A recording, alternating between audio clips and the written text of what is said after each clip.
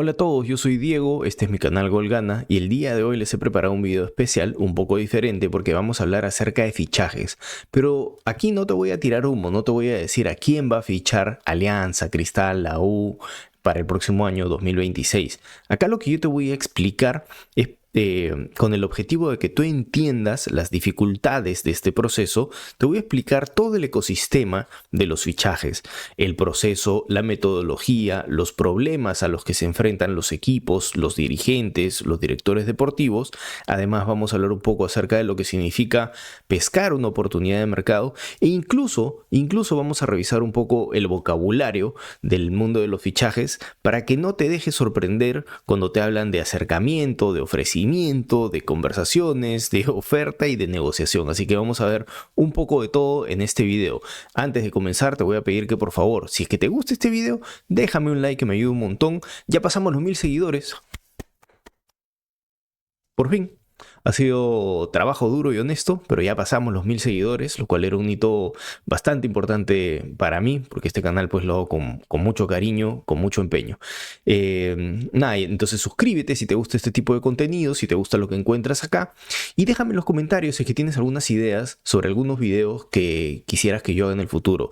Ya más o menos conoces mi estilo, trataremos de abordar básicamente temas de proyecto o temas tácticos en el fútbol, pero si hay algo más que te interesa, o quieres, por ejemplo, revisar o hacer un análisis, ¿no? de algún futbolista en particular que tú crees que tu club va a fichar, déjamelo en los comentarios. Vamos a ver si tenemos y nos damos el tiempo de hacerlo. Así que vamos con el video.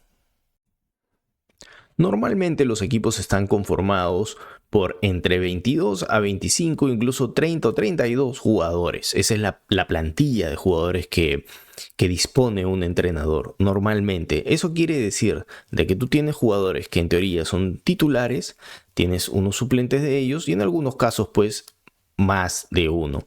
Entonces, ¿por qué es importante mencionar algo que es tan obvio?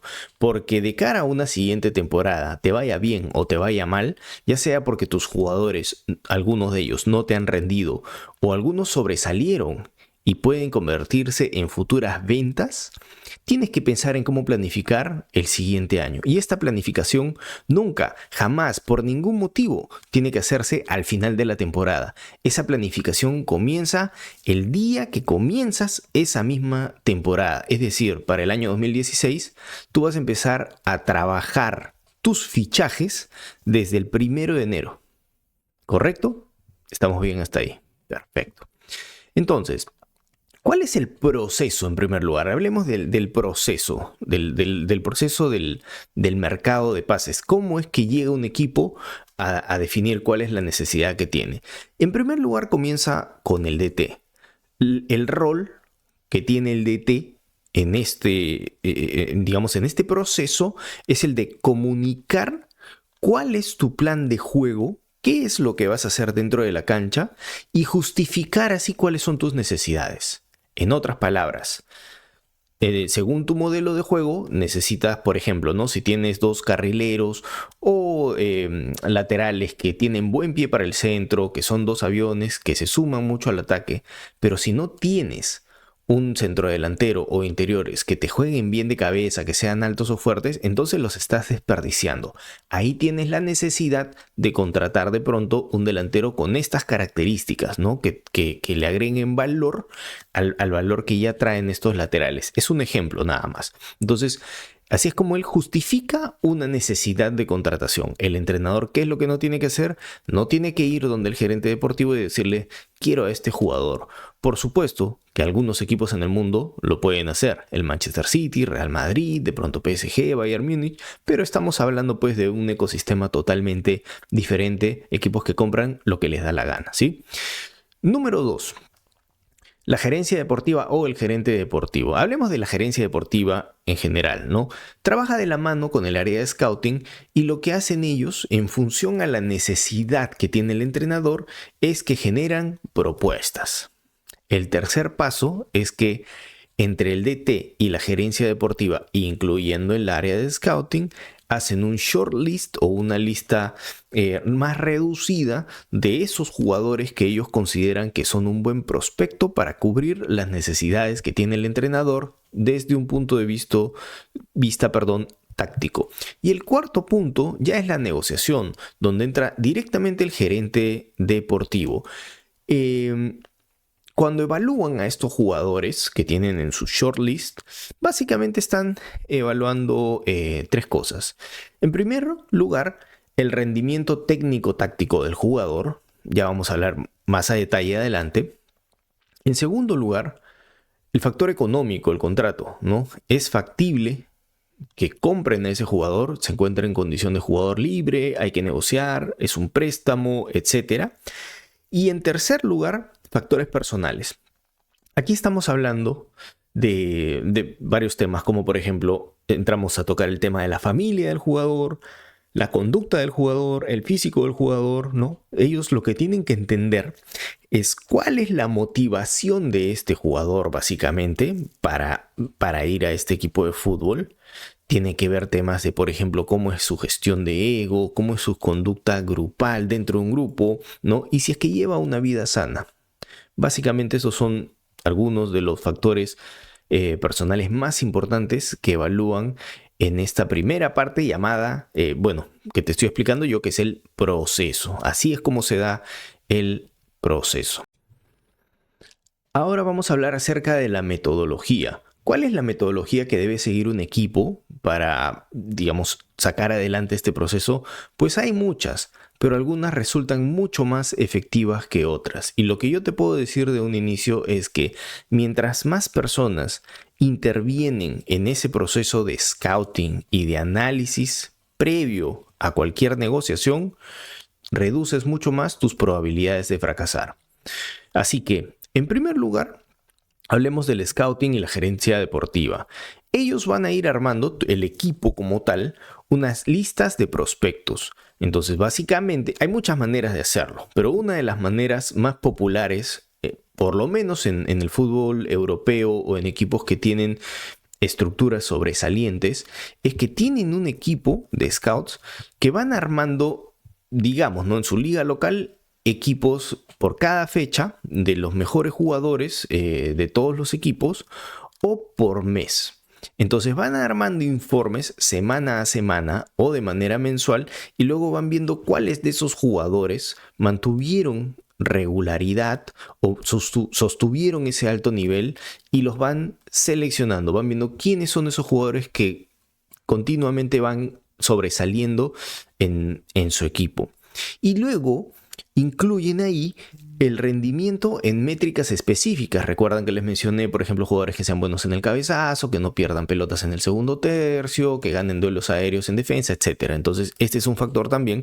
Te estoy dando métricas, digamos, ejemplos nada más, ¿no?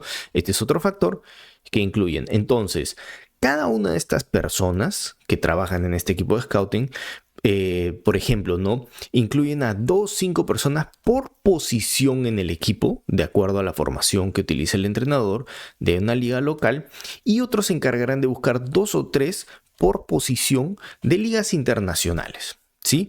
Finalmente, a fin de año, cada uno de estos scouts debería tener una lista de más o menos 10-12 jugadores por posición, ¿sí?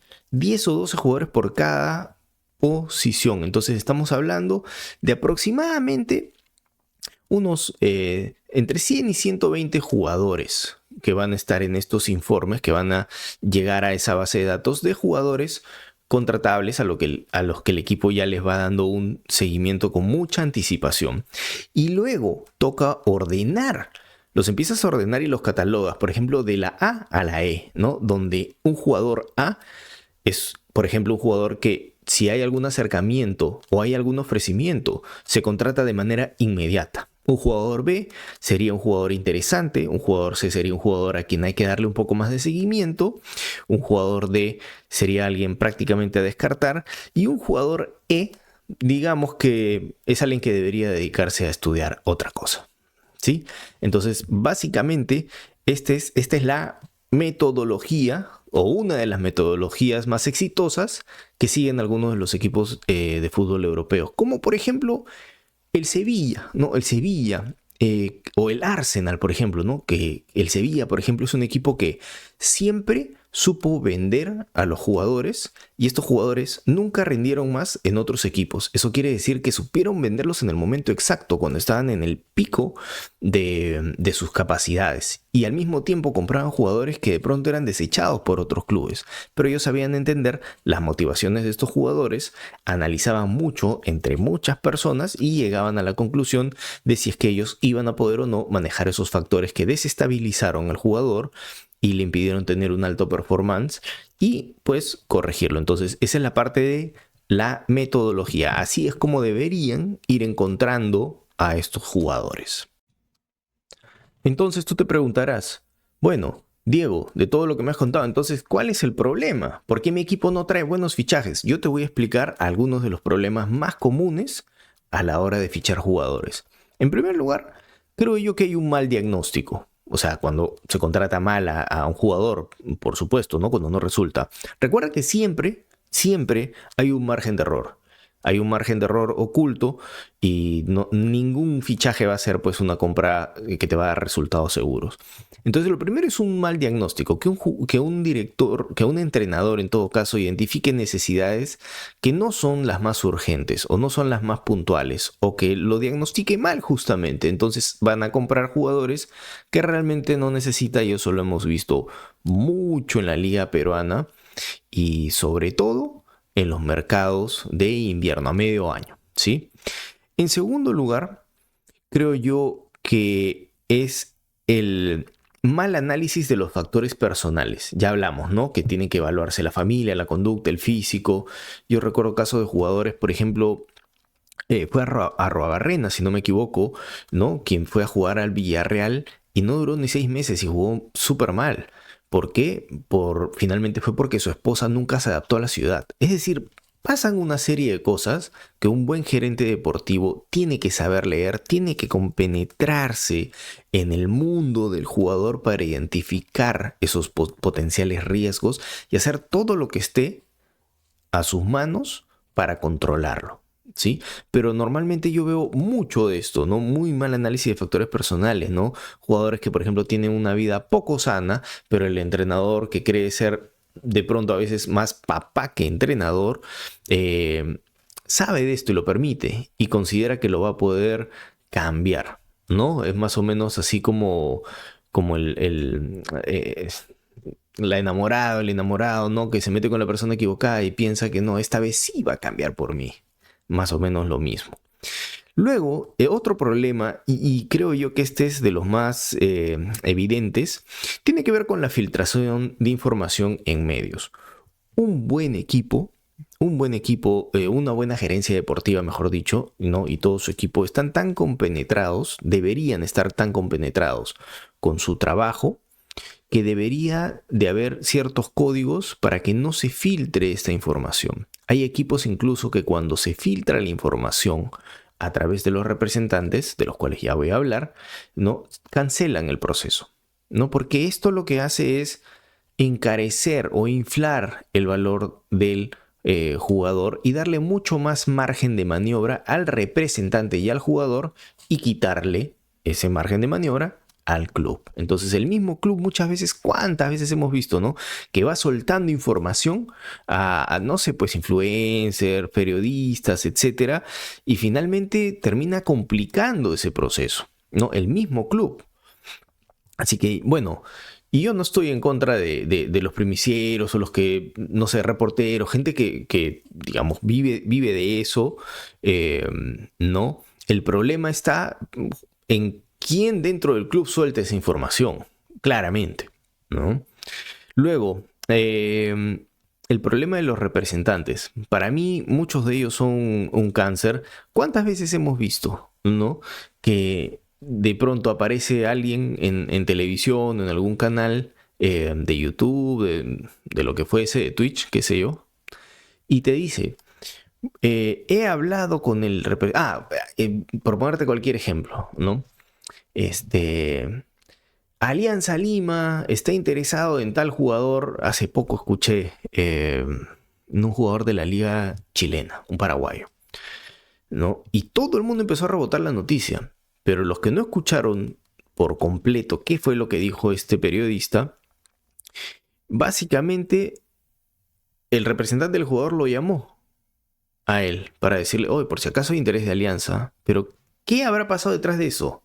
¿No? Ha habido un ofrecimiento, de pronto este mismo representante llamó a Franco Navarro y le dijo, oye, ¿sabes qué? Mira, tengo acá este jugador para ti, revísalo por favor. Inmediatamente llama al reportero, al periodista, qué sé yo, y le dice, oye, mira, por si acaso está en carpeta, a este jugador lo tienen, ¿no? Entonces, ese es el problema de los representantes, que los utilizan para ir inflando, porque por supuesto ellos comen de una tajada de esta venta, ¿no? Muchas veces ellos comen, por si no lo saben, una tajada del salario de los jugadores de fútbol, incluso de los premios que ellos reciben. Entonces, por supuesto que su trabajo no es ver de pronto el mejor lugar para un jugador, sino el más jugoso, donde suenen los chivilines. Entonces, ellos para mí son un gran problema, ¿no? Y los clubes tienen que saber con quiénes trabajar y con quiénes no.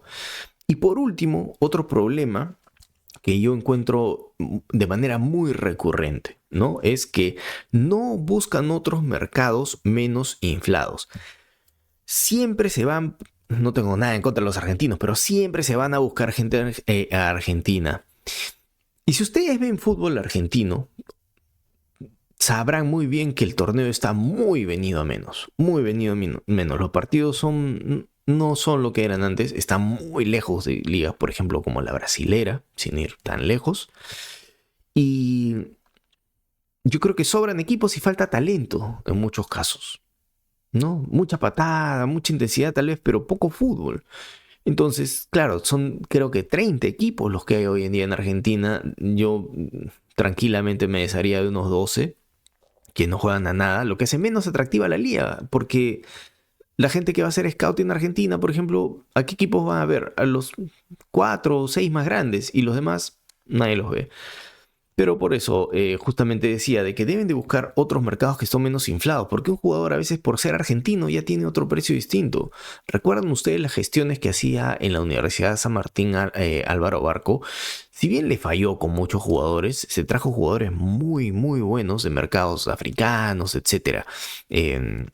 Entonces, creo yo que tienen que hacer un poco más de trabajo en la exploración de mercados. Y esto de aquí lo voy a ligar con el último tema del que quería hablar, que son las oportunidades de mercado. ¿Qué es una oportunidad de mercado para ti? Por ejemplo, este año se habló de la contratación de Peña en Alianza Lima. Todos sabemos que Alianza Lima iba a contratar, producto de una gestión previa de Bellina, a Jesús Castillo, el jugador que hoy juega para Universitario, ¿cierto? Jugador que, dicho sea de paso, es muy bueno y está jugando bastante bien. Pero cuando se les da la oportunidad de entablar negociaciones con Peña, ellos ignoran a Jesús Castillo y van con todo por Peña. La justificación fue la oportunidad de mercado. Ahora me pregunto yo, ¿termina siendo una oportunidad de mercado cuando contratas a un jugador que tu plantel, que tu plantilla, que tu formación y que tu táctica no necesita? ¿Es una oportunidad de mercado realmente? Yo creo que no. Siguiendo el mismo ejemplo, yo creo que Peña es un muy buen jugador, pero el entrenador no lo sabe usar. Lo pone de 10 cuando no es un 10. Lo pone de interior y lo manda a hacer presión alta arriba cuando no tiene retroceso, no tiene buen físico. O al menos no demuestra tenerlo en esta temporada. Entonces, ¿esa es una oportunidad de mercado realmente? Yo creo que no. Yo creo que las oportunidades de mercado se dan eh, evaluando un poco otros factores. Por ejemplo, ¿no? Países con gobiernos inestables. Tú sabes que en ese lugar van a haber buenos jugadores y tienes que aprovechar eso para sacar a jugadores que probablemente van a querer buscar otros horizontes para darle un poco más de estabilidad a su familia. Y eso es algo que lo hacen mucho en Europa. Otra cosa que hacen es estar informados en general, ¿no? Por ejemplo, las caídas de monedas. Es una excelente oportunidad teniendo el sol peruano tanta estabilidad, creo que es una de las monedas más estables de América Latina. Debería de buscar también jugadores en países donde sus monedas tienen cada vez menos valor, ¿no? Porque por una simple cuestión lógica de cambio, ¿no? Le puedes ofrecer más de lo que le están ofreciendo en su equipo actual, ¿no? Luego, ¿qué buscan jugadores? Hay muchos jugadores que buscan privacidad, buenas condiciones para la familia. La gerencia deportiva debería estar al tanto de eso, inmiscuirse hasta ese nivel, hasta identificar esa motivación oculta que a veces tienen estos jugadores para ofrecerles algo que se ajuste a esa necesidad y le dé la tranquilidad al jugador para que, digamos, tenga una buena performance dentro del equipo, ¿no? Entonces, acá también la pregunta viene, ¿puede la gerencia deportiva ayudar, ¿no? a resolver problemas familiares o problemas personales? Por supuesto que sí. Para eso están. Esa es una oportunidad de mercado. Cuando tú ves que ese jugador va a salir de un equipo que es bueno, el jugador, y va a salir porque no le va bien, y tú sabes por qué no le va bien, y tú crees que lo puedes resolver, esa es una oportunidad de mercado. ¿Qué cosa no es una oportunidad de mercado?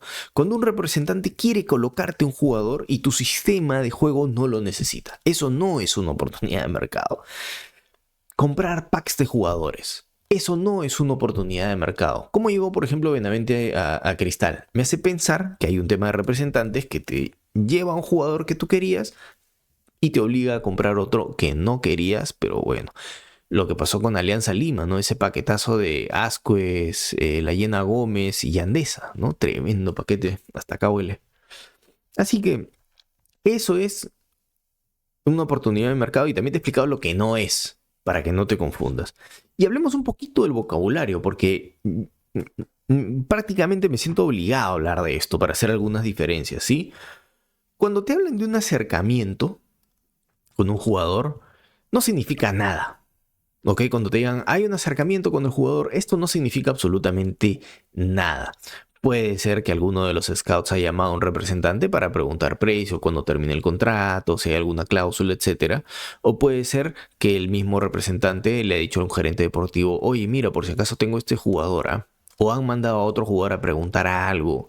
Eso es un acercamiento, o sea, nada. Ofrecimiento. Siempre van a escuchar la palabra ofrecimiento, que quiere decir que algún equipo o un representante ha ofrecido al jugador, entiéndalo bien, ofrecido, le he dicho, ¿quieres esto? ¿Quieres llevarte esto?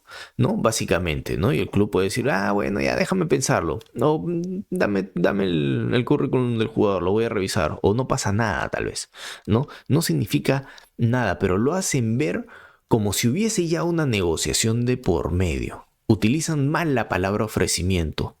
¿Sí? Tengan cuidado con esto. Conversaciones, lo mismo, no significa absolutamente nada. Absolutamente nada, porque pueden tener conversaciones sin ningún tipo de valor, exploratorias nada más. Porque un jugador está en esa larga lista de jugadores que debe tener un equipo de scouting de un equipo profesional. Y eso no significa nada. Cuando ya hablamos de oferta y negociación, eso es otra cosa. Tener una oferta no quiere decir que está cerrada, más bien. ¿Sí? Porque depende de varios factores, normalmente de 2, a veces de 3. ¿Sí? El equipo que quiere comprar el jugador y el club al que pertenece este jugador, ¿no? Y negociaciones que aún no han llegado a cerrar esa oferta, a que se den todas las firmas que ese contrato necesita, ¿sí? Así que no te agarren con los pantalones abajo cuando hablen de posibles llegadas de jugadores. Fíjate bien cuáles son los términos que ellos están utilizando, ¿sí? Así que nada, con todo esto que te he contado, tú hincha de la U, Alianza, Cristal, Melgar, de cualquier equipo, dime, entonces, ¿qué es lo que tú crees que tu equipo necesita? ¿A qué jugadores crees que deben contratar? ¿Qué posiciones en el campo son una necesidad hoy en día para tu equipo? Déjamelo saber en los comentarios.